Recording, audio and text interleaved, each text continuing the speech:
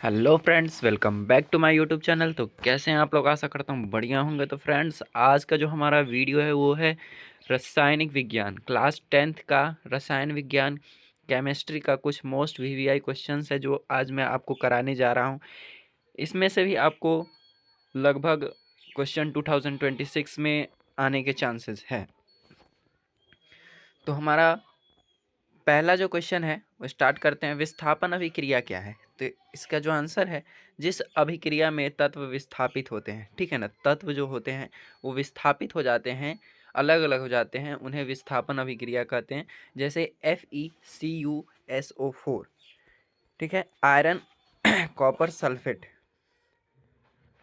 तो देखिए इसमें क्या होता है कि ये तत्व को विस्थापित कर देता है। FeSO4, इसमें कौन सा तत्व जो है विस्थापित हो गया? तो बेटा वो कॉपर जो है वो विस्थापित हो गया है, अलग हो गया है, ठीक है ना। तो इसका एग्जाम्पल्स कुछ ऐसा हो सकता है, ठीक है। आप एक बार रिवाइज करके जाइएगा अच्छे से। उपचयन, क्वेश्चन नंबर दूसरा है कि उपचयन अभिक्रिया अभिक्रिया किसे कहते हैं? तो जिस अभिक्रिया में ऑक्सीजन की वृद्धि होती है, कहते हैं कि जिस अभिक्रिया में ऑक्सीजन की वृद्धि होती है, मतलब ऑक्सीजन के मात्रा में बढ़ोतरी होती है, उसे उपचयन कहते हैं। क्या कहते हैं? उपचयन कहते हैं। जैसे कि आप यहाँ देख सकते हैं 2CuO, ठीक है ना। दो गो क्या है? कॉपर है, और इसमें ऑक्सीजन कितना है? एक है, ठीक है ना। बट यहाँ पे कॉपर अलग हो गया है, और ऑक्सीजन को कितना मिल गया है? दो मिल गया, इसमें दो ऑक्सीजन बन गया। तो इसमें क्या हुआ? ऑक्सीजन की वृद्धि हुई, ठीक है ना। तो इस अभिक्रिया को क्या कहेंगे? उपचयन। अब देखिए अपचयन क्या है। क्वेश्चन नंबर 3, अपचयन अभिक्रिया किसे कहते हैं? तो जिस अभिक्रिया के दौरान ऑक्सीजन का ह्रास होता है, मतलब कम होता है, गिरावट होता है, वृद्धि नहीं होती है, ठीक है ना। वृद्धि या समान भी नहीं रहती, मतलब घटती जाती है, ठीक है ना। तो उस अभिक्रिया को क्या कहेंगे? अपचयन कहेंगे, ठीक है ना। जैसे कि CuO, कॉपर ऑक्सीजन, ठीक है, कॉपर ऑक्साइड। CuO का मतलब होता है कॉपर ऑक्साइड, प्लस में हाइड्रोजन कितना है? यहाँ पे दो है, ठीक है ना। तो यहाँ पे कॉपर एक आ गया, ठीक है, और हाइड्रोजन और ऑक्सीजन क्या हुआ? एक साथ मिल गया, हाइड्रोक्साइड, ठीक है ना। तो यहाँ पे क्या हुआ? ऑक्सीजन घट गया, जो वो एक था वो एक न रह करके पूरी तरह से वो अ, उसमें हाइड्रोजन के साथ अभिक्रिया करके वो हाइड्रोक्साइड बना लिया। क्या बना लिया? हाइड्रोक्साइड बना लिया। तो इसमें क्या हुआ? ऑक्सीजन का ह्रास हो गया। तो बेटा एक चीज आप लोग ध्यान रखिएगा, उपचयन और अपचयन अभिक्रिया को ही एक मिनट, उपचयन और अपचयन अभिक्रिया को ही रेडॉक्स अभिक्रिया कहते हैं। क्या कहते हैं? रेडॉक्स अभिक्रिया कहते हैं। आपसे क्वेश्चन आएगा कि रेडॉक्स अभिक्रिया किसे कहते हैं? तो उपचयन और अपचयन का ही परिभाषा है, दोनों मिल करके क्या रेडॉक्स अभिक्रिया बनाते हैं। ओके, समझ में आ गया? कोई दिक्कत यहाँ तक नहीं होना चाहिए। अगर दिक्कत हो तो बेटा रिवर्स गियर मारो, पीछे जाओ और फिर उसको समझो, ठीक है ना। हाँ, तो अपना क्वेश्चन नंबर 4 है, संक्षारण क्या है? संक्षारण का मतलब होता है कि किसी भी वस्तु पर जंग लगना, ठीक है ना, या उसका जो कलर होता है वो खत्म हो जाता है, ठीक है ना, संक्षारित होने लगता है। तो देखिए जब कोई धातु अपने आसपास के अम्ल अम्ल आर्द्रता आदि के संपर्क में आती है, तो इस पर लाल, काला या हरे रंग का परत चढ़ जाता है। क्या होता है? हरे रंग का कुछ एक परत चढ़ जाता है। तो उसे क्या कहते हैं? संक्षारण कहते हैं। एग्जाम्पल में लोहे के ऊपर जंग लगना, सभी जानते हैं कि लोहे के ऊपर जंग लगता है, तो क्या कौन सा अभिक्रिया है? संक्षारण है, ठीक है ना। चांदी के ऊपर काली परत चढ़ना, चांदी देखिए जो प्योर चांदी होगा ना वो कुछ दिन के बाद काला पड़ने लगेगा, ठीक है ना। काला तो वो क्या है? वो ही संक्षारण है, ठीक है ना। तांबे के ऊपर हरी परत चढ़ना, कभी आपने देखा होगा कि तांबे के बर्तन में हरा हरा सा कुछ लग जाता है, ठीक है ना। तो क्या है? वो संक्षारण है, ठीक है। ओके, आगे चलते हैं। क्वेश्चन नंबर 5 है, सोने से मिश्र धातु कैसे तैयार किया किया जाता है, ठीक है ना। तो देखिए हम जानते हैं कि शुद्ध सोना कितने कैरेट का होता है? 24 कैरेट का होता है। यह मुलायम धातु होते हैं। बिल्कुल सही बात है कि हाँ, जो 24 कैरेट का प्योर सोना होता है एकदम मुलायम होता है, जिससे हम इतना उसको खींच सकते हैं ना, लगभग 2 किलोमीटर लंबी तार उससे बनाया जा सकता है। सभी जानते हैं कि 24 कैरेट सोने में 1 ग्राम का जो सोना होता है ना, उससे लगभग हम 2 किलोमीटर लंबी तार बना सकते हैं। मतलब उसमें तन्यता होता है, वो इतना मुलायम होता है, ठीक है ना। इसमें चांदी या तांबा मिलाकर मिश्र धातु तैयार की जाती है, बिल्कुल सही बात है, जो कठोर होती है, ठीक है ना। अब देखिए सोना तो क्या है, 24 कैरेट का है, जो पूरा मुलायम है, ठीक है ना। अब मुलायम है तो उससे हम किसी भी आभूषण को कैसे तैयार किए, क्योंकि आभूषण तो कठोर होता है, तो बेटा उसमें चांदी या तांबा मिला करके मिश्र धातु तैयार करते हैं, जिससे वो कठोर हो जाता है। आमतौर पर भारत में 22 कैरेट का जो सोना होता है वो काफ़ी अच्छा माना जाता है आभूषण के तौर पे। तो उसमें क्या होता है कि 22 कैरेट सोना बनाने के लिए उस 22 भाग में 2 भाग चांदी या तांबा मिलाया जाता है। क्यों मिलाया जाता है? क्योंकि 22 कैरेट जो सोना होता है बेटा, वो पूरा क्या होता है, मुलायम धातु होता है। उसमें उसको कठोर करने के लिए उसमें 2 भाग चांदी अथवा तांबा मिलाकर मिश्र धातु तैयार की जाती है। ये आपको बात समझ में आ गया होगा, आशा करता हूँ, ठीक है ना। ओके, अब चलते हैं क्वेश्चन नंबर 6 पर। अपमार्जक क्या है? अपमार्जक क्या है? तो अपमार्जक एक साबुन रहित साबुन है। अपमार्जक का मतलब साबुन, लेकिन वो साबुन रहित है, ठीक है ना, साबुन है नहीं, ठीक है। जिसकी सॉरी, साबुन तो है लेकिन साबुन रहित है, उसमें साबुन का कोई ऐसा फीचर देखने को नहीं मिलेगा, गुण देखने को नहीं मिलेगा।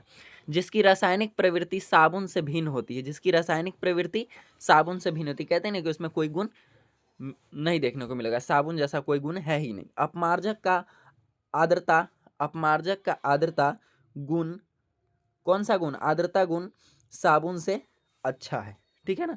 अपमार्जक का आर्द्रता गुण किसका? अपमार्जक का आर्द्रता गुण साबुन से अच्छा है, ठीक है ना। जैसे कि एग्जाम्पल के तौर पर सोडियम लॉरिल सल्फेट एवं सोडियम सिटाइल सल्फेट जो अच्छे अपमार्जक हैं, ठीक है। चलिए, इतना समझ में आ गया। आगे चलते हैं, अपना क्वेश्चन है अम्ल क्या है? तो अम्ल क्या है इस पे ध्यान दीजिए। देखिए, वे रासायनिक पदार्थ जिनका स्वाद खट्टा होता है, जो नीले लिटमस पत्र को लाल कर देता है। देखिए, अम्ल, अम्ल मतलब क्या? खट्टा, ठीक है ना, जो खट्टा होता है, स्वाद में खट्टा होता है, और ये नीले लिटमस पत्र को लाल कर देता है। इसका पीएच मान 7 से कम होता है। देखिए, एक चीज़ आप याद रखिएगा, यहाँ पे मैं आपको कुछ बना कर दिखाता हूँ कि क्या है।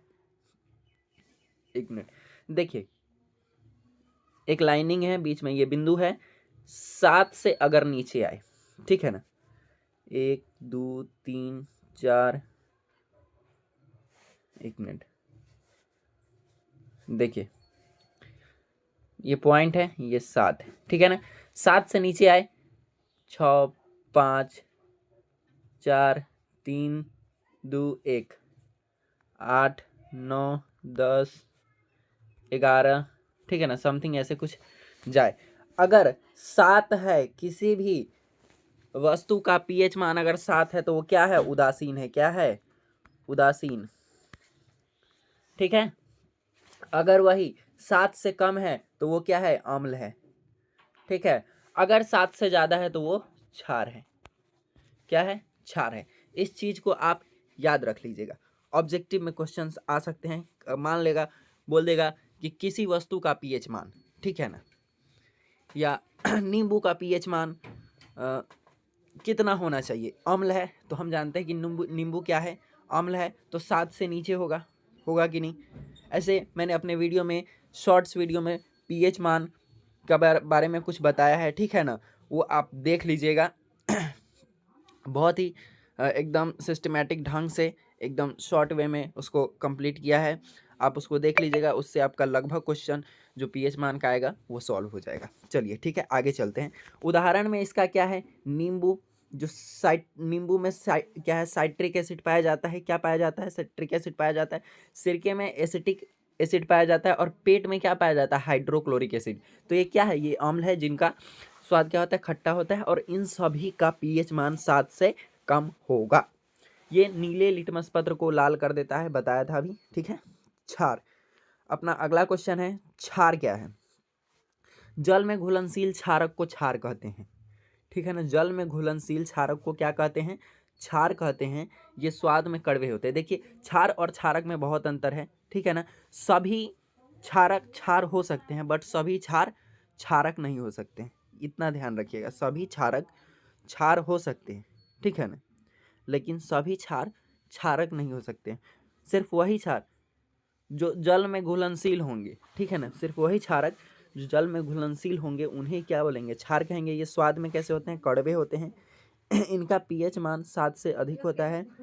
ये लाल लिटमस पेपर को नीला कर देते हैं, ठीक है। उदाहरण में सोडियम हाइड्रोक्साइड,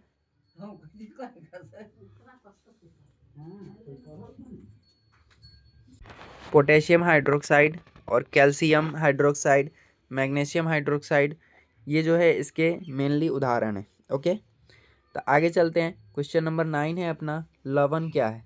तो लवण एक ऐसा आयनिक यौगिक है, आयनिक यौगिक जो अम्ल और क्षारक के बीच उदासीनीकरण अभिक्रिया के फलस्वरूप बनता है। किसके, अम्ल और क्षारक के बीच में उदासीनीकरण अभिक्रिया करता है, ठीक है ना, जिससे लवण बनता है।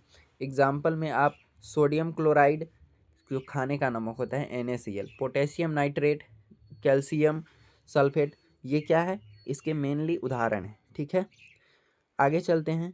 क्या लवण आमतौर पर उदासीन होते हैं, बिल्कुल सही बात है, लेकिन अम्लीय या क्षारीय भी हो सकते हैं।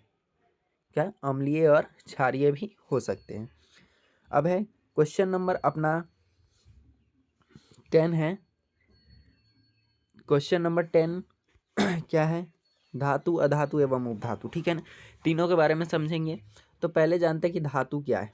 ओके, तो धातु ठीक है, धातु ऐसे तत्व या पदार्थ होते हैं जो आमतौर पर कठोर, चमकदार, ठोस और ऊष्मा और बिजली के अच्छे सुचालक होते हैं, जिन्हें पीटकर पतली चादर आघातवर्धनीयता या खींचकर तन्यता, देखिए पीटना को आघातवर्धनीयता कहते हैं और खींचना उसको तन्यता कहते हैं, बनाया जा सकता है, ठीक है ना। जैसे कि लोहा, तांबा, सोना और एल्यूमिनियम, ठीक है ना। कोई दिक्कत, इसमें कोई दिक्कत।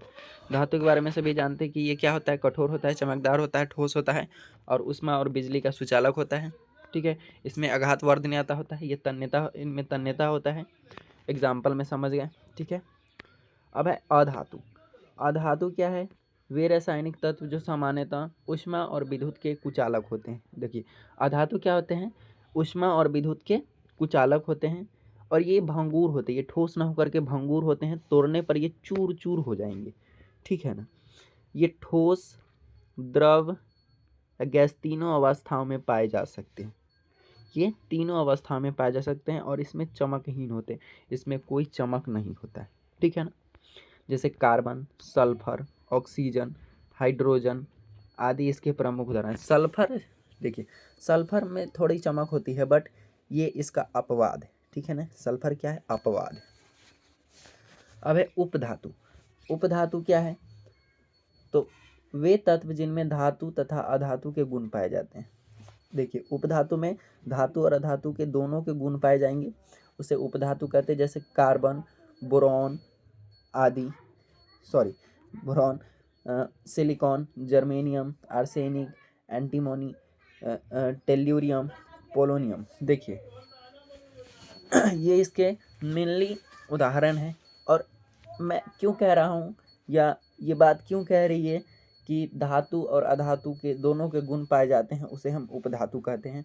तो देखिए आपको एक ट्रिक समझा देता हूँ कि धातु और अधातु कैसे याद करते हैं। जैसे कि उसका उदाहरण अगर पूछ देगा कि जर्मेनियम क्या है, धातु है या धातु है, आर्सेनिक क्या है, धातु है या धातु है, ठीक है ना। तो जिसके लास्ट में, देखिए जिस शब्द के लास्ट में यम आए, ठीक है ना, यम आए वो धातु है, क्या है, धातु। और जिसके लास्ट में न, ठीक है, क, ठीक है, ये दो आए, न और क, ठीक है, तो ये अधातु। अब ऊपर में आप देख सकते हैं कि ये बोरॉन है, तो बोरॉन क्या है, न आ रहा है, अधातु। सिलिकॉन क्या है, न आ रहा है, अधातु।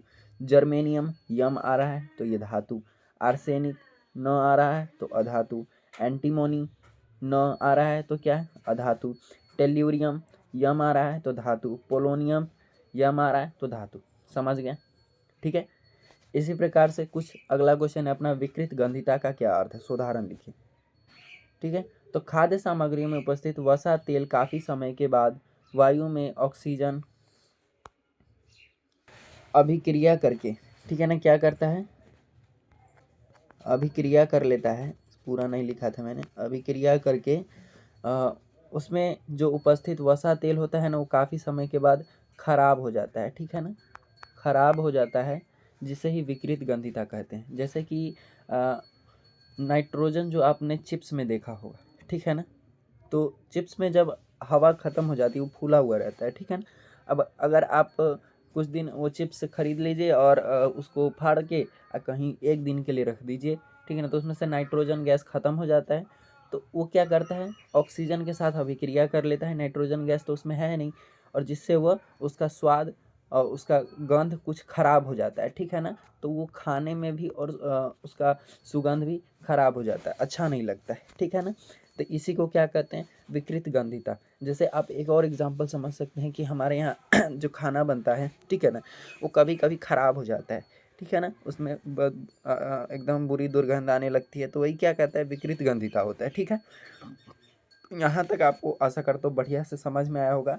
मैंने कुछ और क्वेश्चंस इसमें नहीं डाले हैं, बट और कुछ बता देता हूँ कि आप लोग, जैसे कि संक्षारण में बताया कि लोहे को जंग से कैसे बचाया जाता है, ठीक है ना, लोहे को जंग से कैसे बचाया जाता है, से बचाने का उपाय, अब ठीक है ना, उपाय पूछ सकता है, ठीक है। और भी क्वेश्चंस पूछ सकते हैं, जैसे कि रासायनिक अभिक्रिया, ठीक है ना, रासायनिक अभिक्रिया के बारे में कुछ आप जान लीजिएगा, ठीक है। और भी क्वेश्चंस हो सकते हैं, जैसे कि मैंने आपको अम्ल क्षार और लवण के बारे में पढ़ाया है, ठीक है ना, तो उसमें आपसे क्वेश्चन पूछा जा सकता है कि खट्टे पदार्थ को शीशे के बर्तन में क्यों रखा जाता है, शीशे के बर्तन में क्यों रखा जाता है। जैसे अचार को बर्तन में शीशे के बोरैम में रखते हैं ना, तो क्यों रखा जाता है, ठीक है ना। ये क्वेश्चन पर आप ध्यान दे लीजिएगा, ये सब बहुत ही इम्पोर्टेंट क्वेश्चन है। जो और भी कुछ क्वेश्चंस हैं, पूछेगा कि कार्बन के 2 अपरूप लिखें, ठीक है ना, कार्बन के 2 अपरूप लिखें, ठीक है, ये पूछ देगा, ओके। और भी क्वेश्चंस है, जैसे कि आपसे पूछ देगा किण्वन की क्रिया क्या है, ठीक है ना, किण्वन की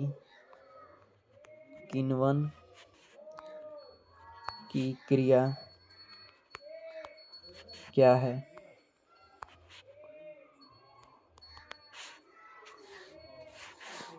और भी बहुत सारे क्वेश्चंस हैं जो कि ज़्यादा नहीं बताएंगे आपको, आपके लिए हार्ड।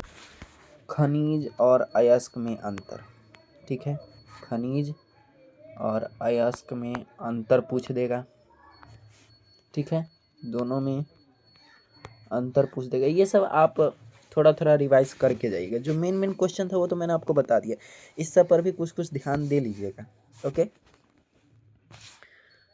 नेक्स्ट क्वेश्चन भी बता देता हूँ, देखिए इस सब में ज़्यादा कुछ नहीं करना है, थोड़ा थोड़ा ध्यान देते चलना है। एक और क्वेश्चन है कि एल्यूमिनियम धातु